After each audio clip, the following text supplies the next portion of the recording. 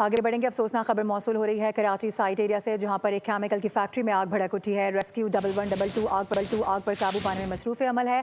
Fire rescue team और ambulances को रवाना कर दिया गया है। फायर ब्रिगेड जाए वकुआ पर पहुंच चुकी है।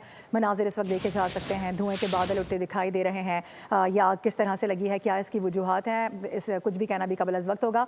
लेकिन जो इब्तदाई मालूमात हैं उसके मुताबिक बताया जा रहा है कि साइट एरिया में केमिकल फैक्ट्री में आग भड़क उठी है। तफसीलात लेंगे, मोहम्मद काशवान हमें ज्वाइन कर रहे हैं। काशवान बताएगा किस दर्जे की आग है, क्या वजह इसकी बताई गई है? जी बिल्कुल, लेकिन साइड एरिया में केमिकल वाली फैक्ट्री में आग लगने का वाक़या है। इब्तदाई तौर पर फायर ब्रिगेड मरकज़ की 4 फायर टेंडर किए गए हैं, जबकि रेस्क्यू 1112 से भी मदद तलब की गई है।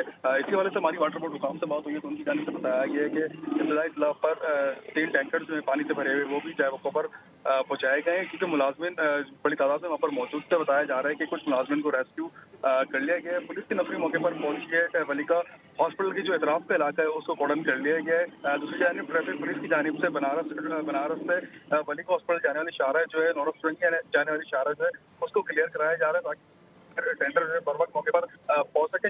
जब हम देख रहे हैं फोटो में देखा जा सकता है कि आग के धुआं जो है वो बड़ी बुरी तरह से उसने इलाके को अपने लपेट में लिया हुआ है। तो ये बड़े दर्जे की आग। सब्सक्राइब करें और बेल दबाएं ताकि कोई खबर रह न जाए।